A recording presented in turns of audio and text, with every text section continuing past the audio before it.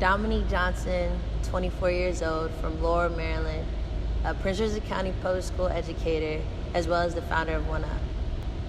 To be Cosey is to be your true self, knowing that whatever you do in life, whether it's filter or no filter, it's genuinely you. To describe me, I'm motivated, determined, and goofy. So my type of style is streetwear, but athletic streetwear. It reflects me and who I am. Just because I'm a chill person, I'm not for the flashiness. I love shoes. You can find me in the latest ones. They are my favorite by Jordan. But I'm very comfortable. I'm very athletic, through what I did and my accolades. So I would say that my streetwear, our athletic streetwear, defines me perfectly well. So I am Filipino and African American. My mom is from a small province in the Philippines called Leyte, and my dad is from a small town in Texas. Having those two different backgrounds, often people mistakes me as just an African American. I often have to tell them that I'm mixed. Not only am I African American, but I'm also Asian as well, and I never want to hide that. And I think it's important. It played an important part in my life because I'm able to show two different sides of what people place me as and what I really am. Not only do I get to share culture with my close family and friends, but I get to invite all that does come to my life. That my mom is an immigrant. A lot of people, oftentimes people uses the word in a negative connotation, but my mom has a beautiful story on how she came about, and I know that if it wasn't for her and where she came from and her struggles, I wouldn't be where I am today.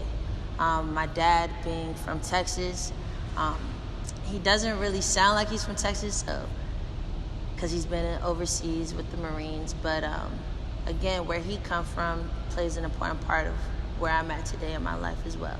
So having those two different backgrounds and being able to, for them to create me, I'm pretty blessed with all of that. So in the household, the Johnson household, it's 5 of us. I have 2 brothers, 2 sisters, and then I'm the youngest out of them all. I have a brother named Josh, Sean. My sisters' names are Miranda and Ashley. And like anybody else's family stories, you go through your struggles. And I believe that my family, what we went through from being evicted at a young age, seeing how our parents struggle with finances, it kind of pushed us away and it actually separated us. Where when it came down to it, my parents actually separated. I didn't get to see my brother or my oldest sister as much. My oldest brother, Sean, he was already in Frostburg. He was all the way in Frostburg where he played basketball and he stayed there.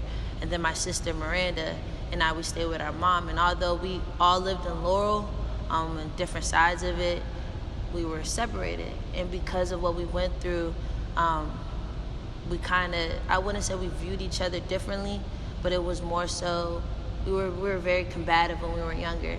And as we got older, by the grace of God, instead of it going like almost a year without seeing each other, we see each other more frequently than we did when obviously we were younger.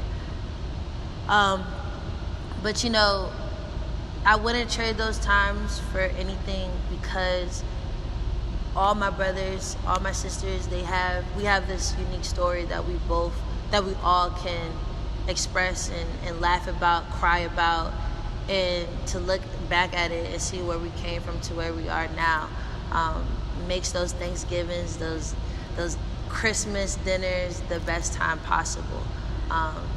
But having the big family that I do have, and seeing us all together, it just makes me go harder in what I do. Knowing that I have the support from my brothers and my sisters, it just makes me feel like I'm where I need to be at all times. And when I do doubt myself, I can always look at my brothers and sisters and they'll get me back on track. So basketball is very sensitive when it comes to who Dominique Johnson is, because when I was younger, I didn't really have friends around the neighborhood, and my parents didn't really want me to be out with the kids that were around the neighborhood. So when my brother Josh used to come home, he used to go to the Laurel by Laurel Lakes. And I just remember me just being in the stands and seeing him just go hard, have fun, what basketball brought, like how much joy it brought to him, and then seeing my brother go off into high school at Mount St. Joe's in Baltimore, seeing where basketball landed him, and then him getting a full ride in Western Maryland to play basketball. Just seeing what basketball did for my brothers, I wanted to be that. I know I always wanted more. I know I was always active, and I knew that I had all this energy and I didn't know how to express it. So when I was able to, dribble, shoot the basketball, when my brothers and his friends took a break, I knew that that's what I wanted to do. I wanted to be just like my brothers. I wanted to experience what basketball brought them. So when I was 6, I want to say my mom's boyfriend at the time, he took me to a tryout. He just told me to get your tennis shoes. We're going to the gym. And I was excited, like I just wanted to play. I'm coming to the gym, Laurel Boys and Girls Club. It's like 15 girls my age, right? Everybody got either pigtails, two puff balls, and here am I and just having my hair out. And I'm like, I don't know what I'm walking myself into. And I made the team after 2 days of tryouts. I was on the Laurel Boys and Girls Club traveling team. And at that time, I don't know if club basketball is a thing now, but we used to go to Bowie to play them, or a lot of teams came to Laurel Boys and Girls Club where we are right now. And just having that competitive feel, being able to do the same thing that everybody loves. I thought me being a girl playing basketball was a boy sport. So seeing these young girls, it was just like, I could do this. And basketball took me from here.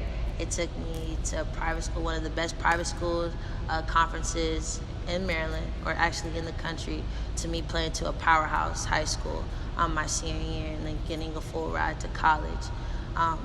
So this place means a lot. I mean, I'm talking about endless hours, endless times, endless friendships that I developed. And even when it wasn't basketball season, I always found myself here with the boys, either going to their football game or their soccer game.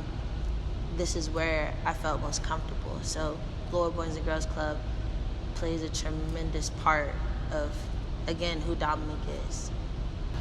So in 2005, I'll just start where you never really know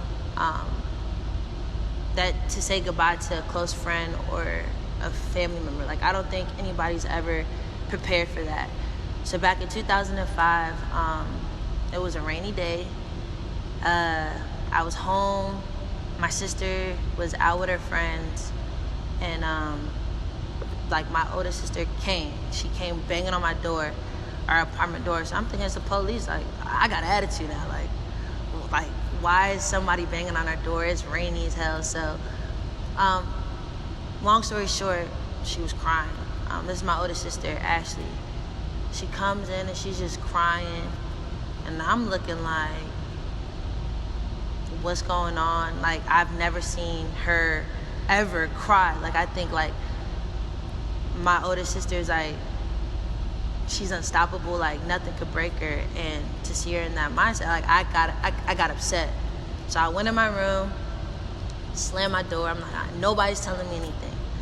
So my mom's boyfriend at the time comes knocking on my door, and I opened it, and I'm like, what is going on? Like, you gotta understand, like I'm 11, like I'm 10 going on 11, and like nobody's telling me anything. Like, I felt like at that time, like I felt like the younger sibling that never knows anything. Like, everybody wants to get the watered down version to me. I just remember him like hugging me tight, and he told me that Josh passed away. So I'm like, man, get off of me. Like, this is not true. This is not happening. I just talked to him. And he was like, he got into a car accident. So what I do, like anybody, I shut down. I pushed him out my room, closed the door, and I couldn't cry at the moment because it was just like, it was crazy to me.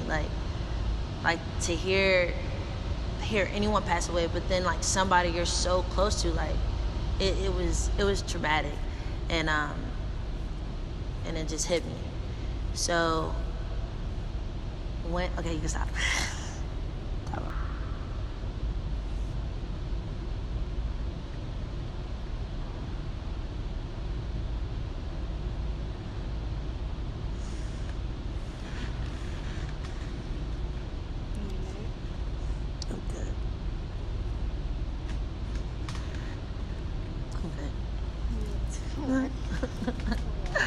I'm good.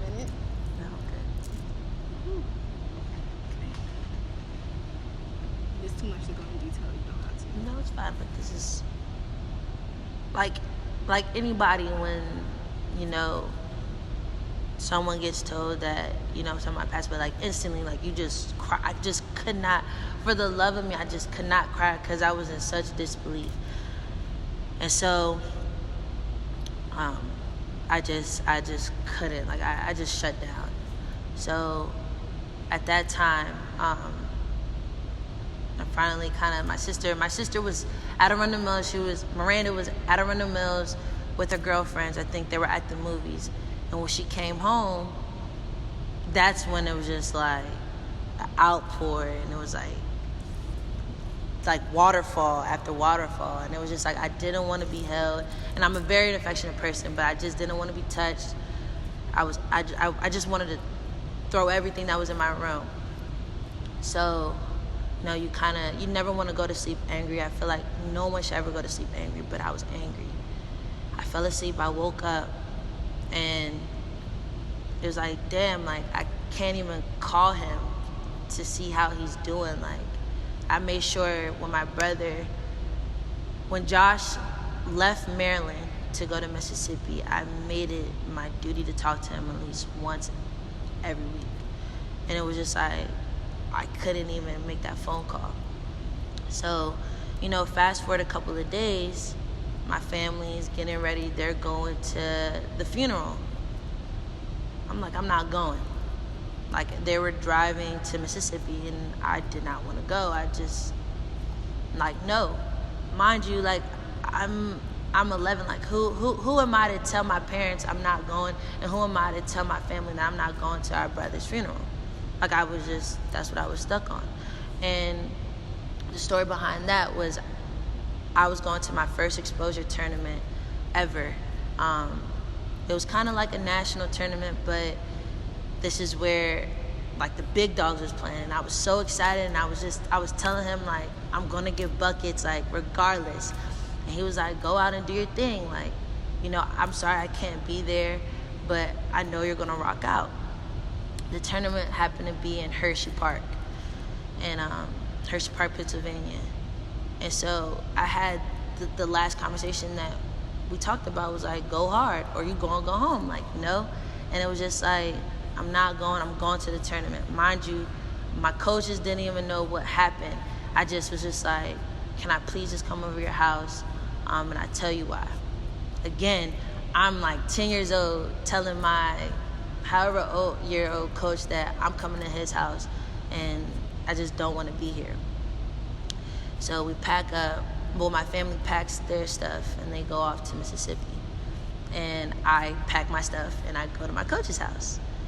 And they're like, are you sure? Like, everybody's like, are you sure you want to do this? I'm like, nah, this is what he wanted me to do. He doesn't want me to see him in a state where it's not really him. It's him, but it's not him. And I remember like kissing my parents bye. And I went over, and the next day, it was like, I think Saturday, we left and we went up to Hershey Park. And my first game, I shot a 3-pointer, air ball. And it was like, for a moment, I'm like, I don't even know why I'm here, but I'm gonna take my first shot. Airball, I ran off the court. And I just went to my team mom and I just cried. Because I thought that at that point, I didn't know why wouldn't I go with my family? So I got myself together and I ended up going back in the game. And I remember that was the first time I ever did a 20-point game. I'm playing up, so I'm playing against 12-year-olds. And I scored, I think it was like 21 points. And I couldn't believe it. And so that whole weekend, I'm like lacing up. I'm like, I know Josh is in the stands. Like, I know right now, like my family's with each other, but like he's in the stands, like he's watching me play ball. We went out, we ended up going to the championship game, but we ended up losing. But at that time, with all those emotions, I knew I did the right thing of not going, because if I went, I knew there was no coming back from that. So my family, they came back home, loved on them, but it was just like, at that point, it was like every time I laced up, whether it was practice, whether it was just me going down the street not too far from here, just shooting basketball. Like, it was, my brother was right there with me the whole entire time, like how I was watching him play with his boys at the rec center. So that's kind of been like my mentality, like going into middle school and then going into high school. So like, you know, everybody's like, rest in peace, Josh. And it didn't affect me until my sophomore year in high school. And I don't know why, I was just angry. And I couldn't figure why. It's because like I was masking my brother's death as if it didn't happen. Like I stopped feeling what I was supposed to feel. And I was just masking it. And then, you know, I went through relationships. I went through a hard time with my mom. Like, I was just seeing stuff with my sisters, and it was just like everything at that point was a mask. So then, you know, even though I had basketball consistently being in my life, I just saw like my life kind of shifting. And I'm like 14 years old, 15 years old, and I'm staring at a liquor bottle, like what's going on? And it was just because I didn't really sat in my feelings about my brother, and I wanted him to be there every single day, and he wasn't. So going into college, I'm like, I remember having like little talks with myself as if he was right there, like, dog, we got a scholarship. Matter of fact, not only a scholarship, we got several offers around the country to play ball. And then I just had that mentality, like, I'm gonna go hard. Like, if my brother ever had the opportunity to play ball, which he wanted to, I'm just gonna go hard. And so until this day, every single day, I step on the court, whether it's teaching girls how to play basketball, or it's me playing pickup, or just me dribbling the ball, I always have the image of my brother being right there.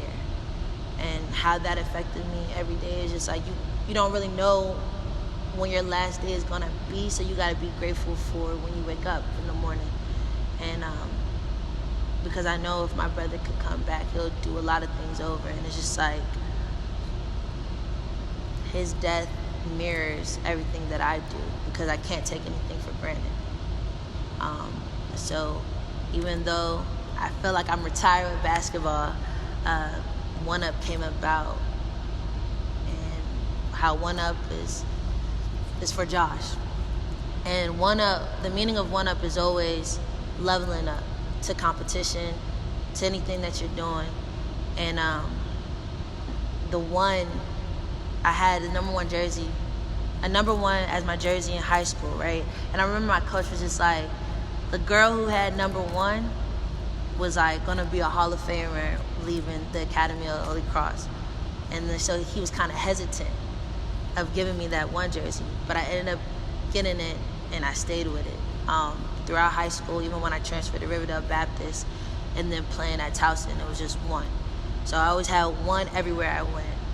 And then I felt like a lot of people overlook.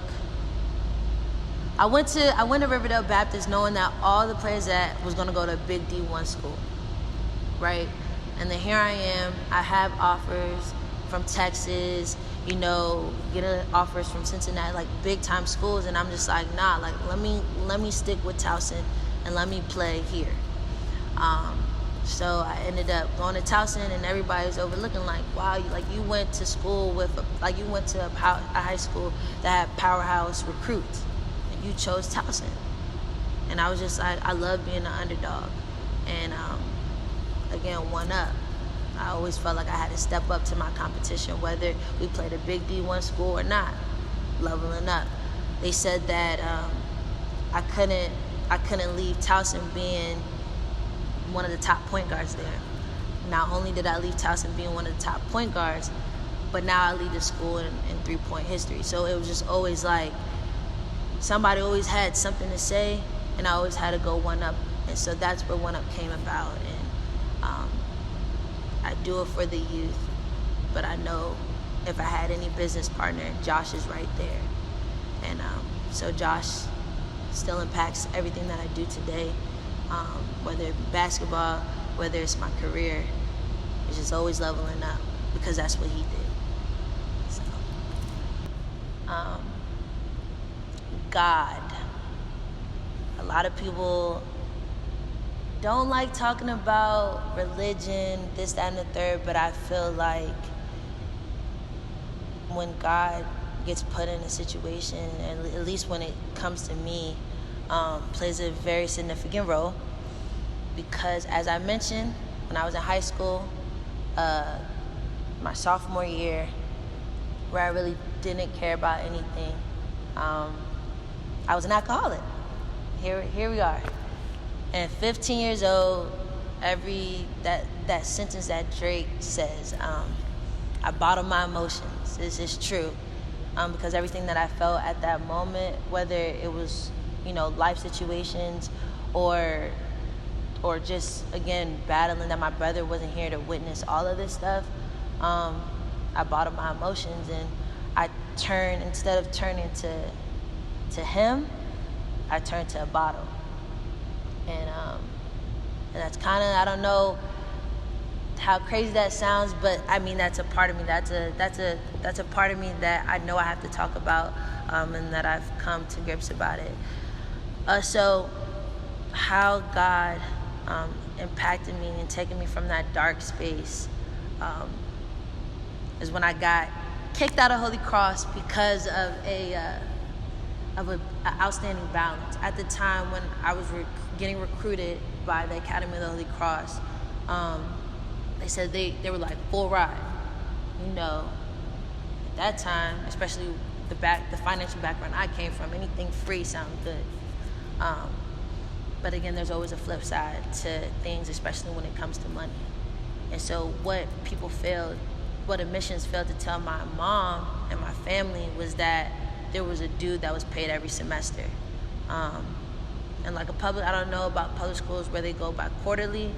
My high school went by semester. And so I believe it was like the range of $1,500 to $2,000 where each semester an amount of money was due. And I'm going to school, paying for books, this, that, and the third. And it was 2 weeks before my senior year. And I get like 3 stacks from the school, from admissions, talking about I can't come back to the school unless this outstanding balance was due. It was $12,500. I can never forget that number. And I just remember seeing that. I was angry with my mom because, again, it was like I was angry at my mom and at her boyfriend at the time because, again, I felt like the younger child not being told the reality of things, where, again, everything was watered down when it got to me. And so I felt myself getting back to that point where I was my sophomore year, and I didn't know what to do. So when I threw the papers at my mom's door, I just dropped down to my knees, and I did not know what I was doing or what I was saying. But all I know is that I threw God in the mix, and I dropped to my knees, and I prayed. And I'm a hustler, so it's just like I had to figure out how was I gonna come up with this money, because again, with the $12,500 being an outstanding balance, they were holding my transcripts, so it wasn't like I could go to any other school. They needed my transcripts. So hustle mindset, and I ended up making bracelets.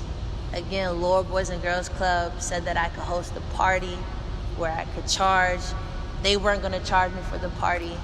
And I remember coming up with $3,000. I did not know what to do with $3,000. So again, I'm like, God, it's not $12,500, but it's something. And I was really grateful for that. And luckily, I established so many relationships with my teachers. I ended up going to Holy Cross, giving that $3,000.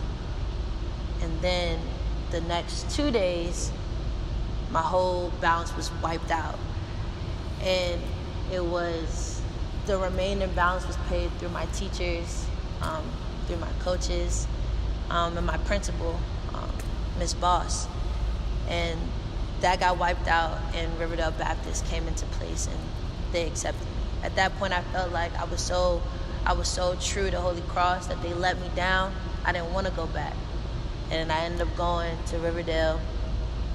And I didn't know what happened, but I just knew that if I didn't pray and I didn't ask for solutions, like, to help me, like, I think a lot of people, they pray what they want, but they never ask for the help. And I think that's kind of where the conversation that I have with God daily is not, it's not that I want these things, God, it's that I need you, God. I need help, I need guidance. And ever since then, I got deeper in faith, and it died. It died? Did it die? Oh, I got deeper in faith, and although I wasn't your typical churchgoer, I just remembered that instead of praying, I knew that I had a love for writing. And so I wrote down my prayers. I wrote down the things I was thankful for. I wrote down the things that I needed guidance on. And ever since then, things have been in motion. Everything I said that I wanted, or everything I prayed about, has happened, and it's continued to happen. And so, like, without that, I know without my relationship with God and just continuing to build upon that, again, I wouldn't be Dominique, who I am now. So if I could give the younger Dominique any advice, is to never doubt yourself, and to always know that hard times don't last forever, and just stay true to who you are. And I tell that to my players now. When I talk to kids, when I even talk to my friends, is staying true to who you are.